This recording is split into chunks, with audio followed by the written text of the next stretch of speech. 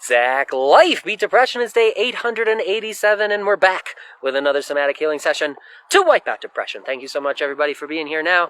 Anyone who's tuning in later, appreciate you guys and girls for tuning in out there, showing up both for yourself and for others. As you know, it's a martial arts for mental health show, and we like to focus in on those mental health tools. A powerful one is the tool of gratitude. The more we use it, the more powerful it can become in our lives, helping us find those silver linings and things to look forward to, even if we're going through tough times.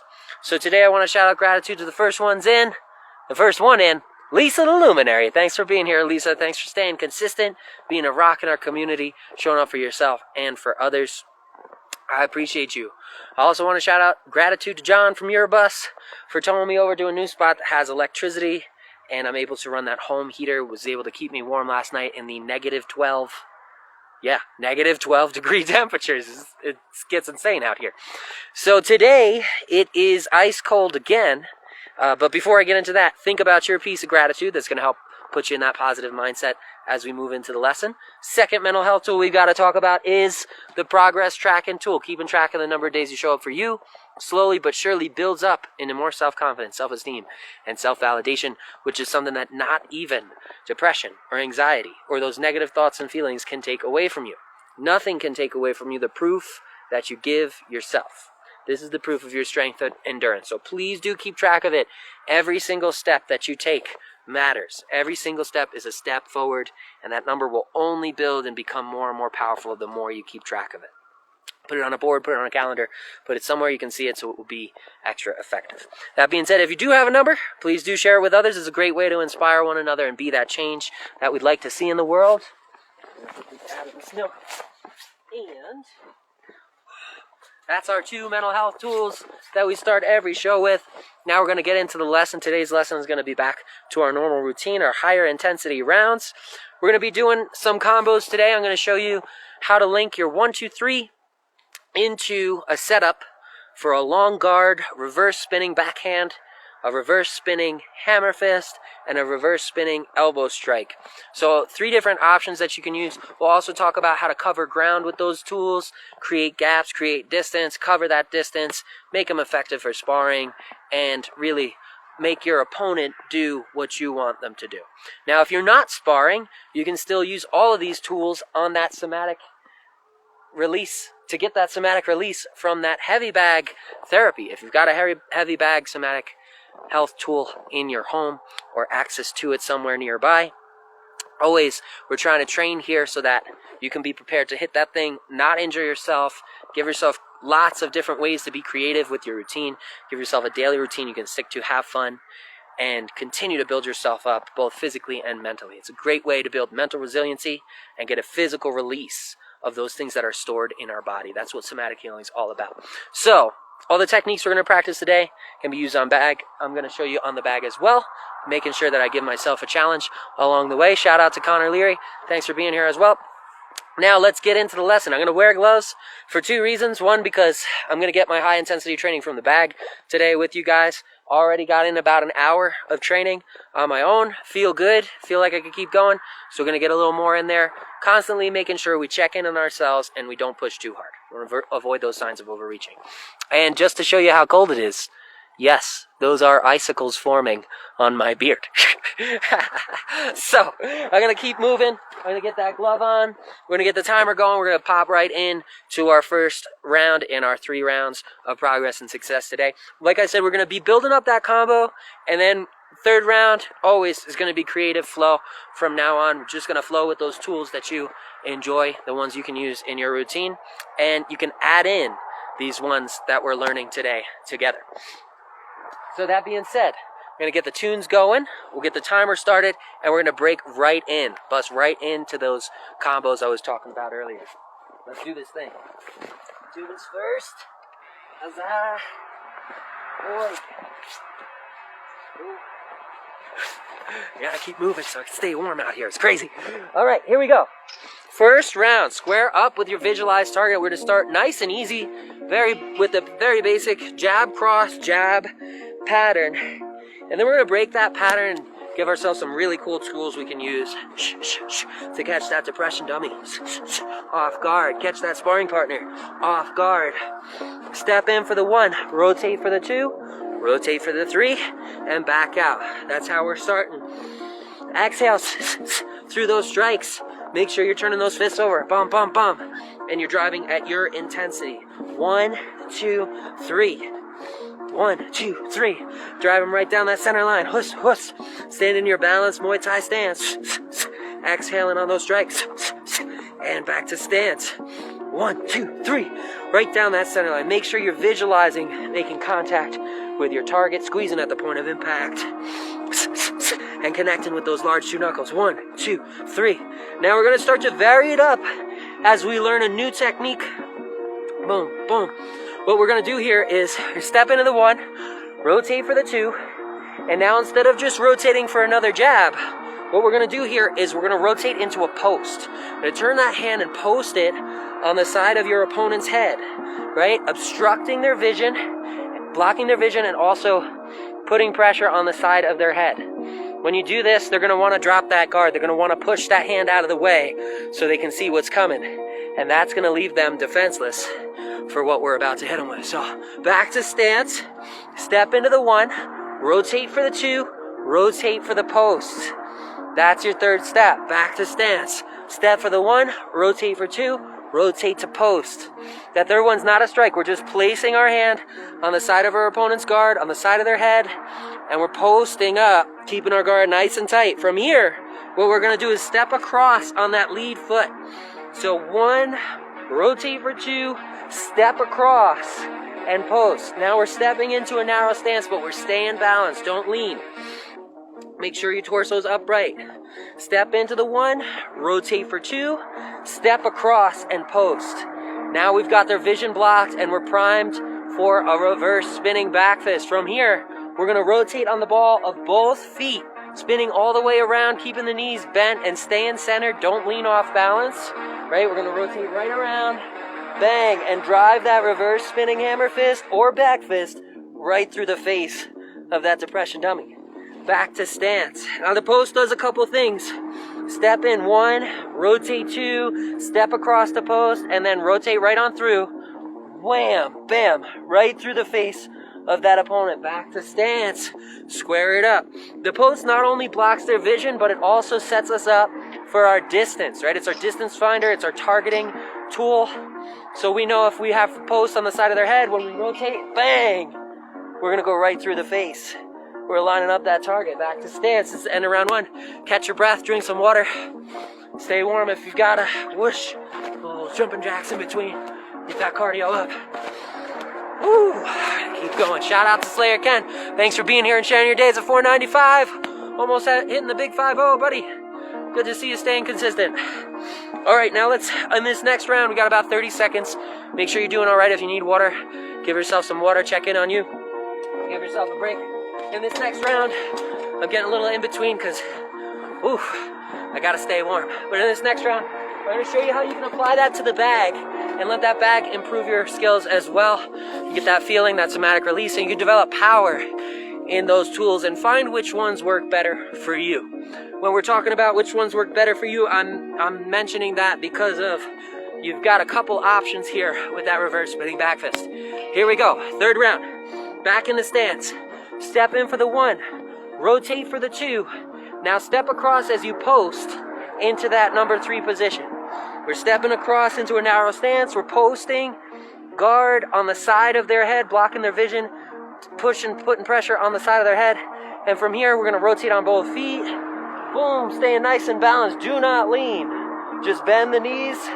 Stay nice and centered, nice and balanced. You should be comfortable here. You shouldn't be falling over in any direction. And that's going to allow you to rotate with speed. And speed is going to equal power in that shot. Back to stance. Step into the 1. Rotate for 2. Step across for the post. And then rotate on both feet. Boom. Right there. No lean. Chin stays tucked. Nice and balanced. Right through the face of that opponent. Bring it all the way back. Now let's talk about the bag and how it can help you find what's good for you, what you're naturally more talented at.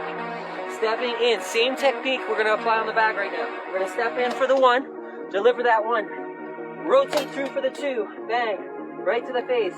Now on the 3, we're gonna step across into a narrow position. Notice I'm not stepping forwards. I'm just stepping across into a narrow position and I'm posting on the side of the face of that opponent, where the face would be. Putting pressure on the side of the bag. From here, I'm gonna rotate on both feet, whoosh, and deliver a powerful reverse spinning back fist, a back hammer fist, bang, through the face of that opponent. Remember, visualize going through that target. That's how you're gonna generate power. So here, 1, step, rotate through for 2, step across, not forwards, into a narrow stance as you post, and then rotate through from there, whoosh, bang, no lean.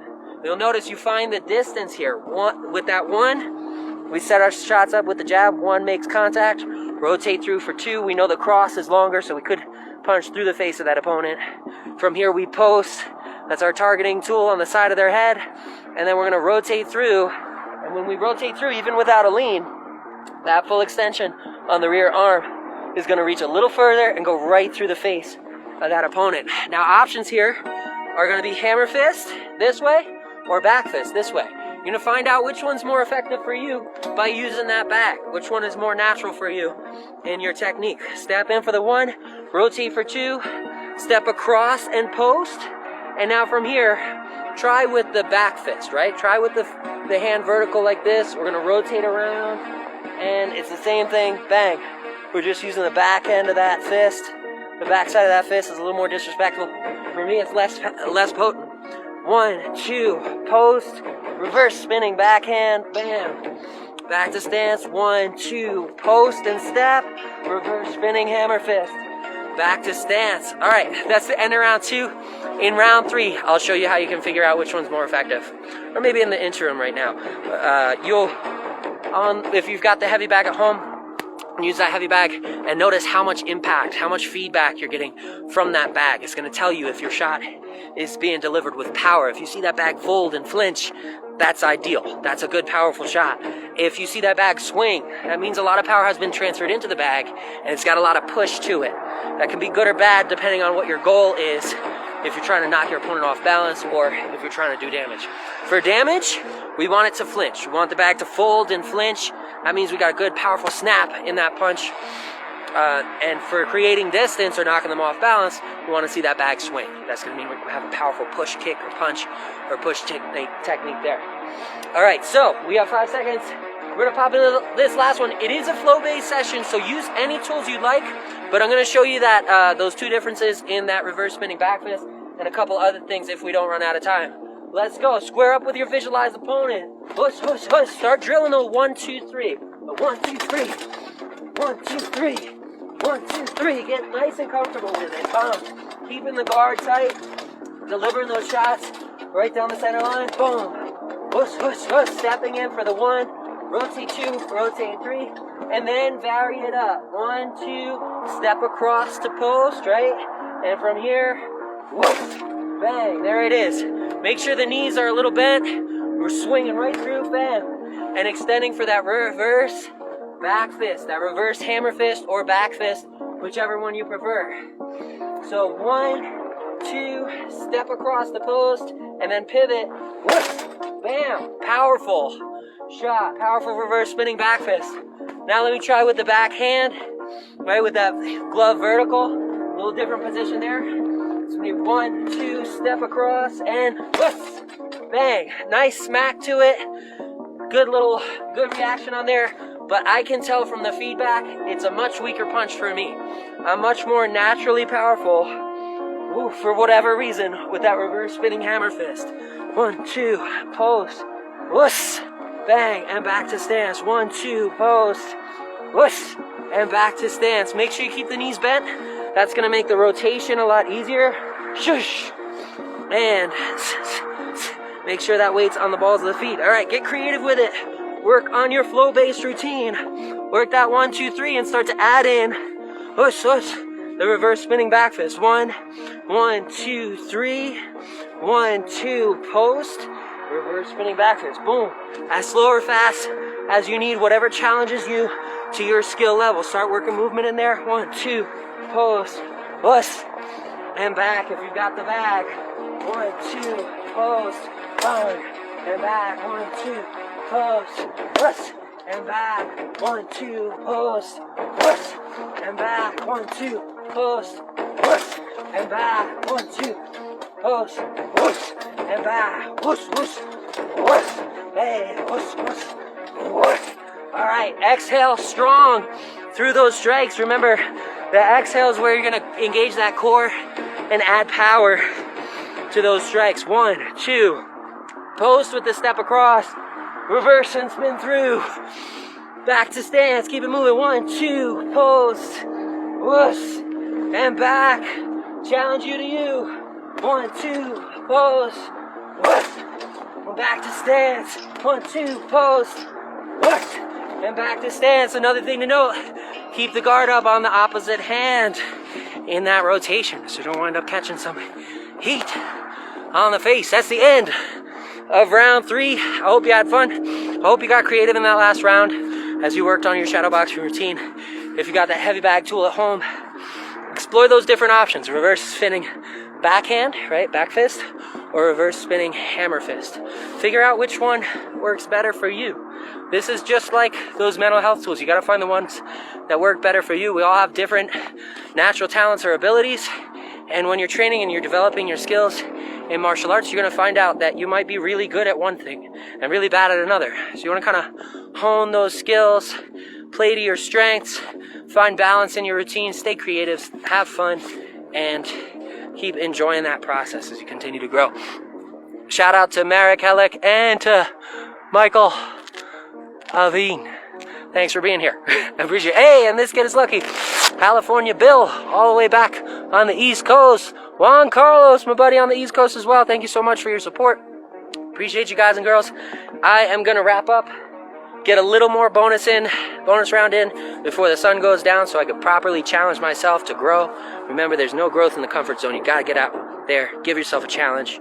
You also don't want to overwork, so keep tuning into you and making sure you're paying attention to what your body and mind is telling you. Be kind to your mind on that journey.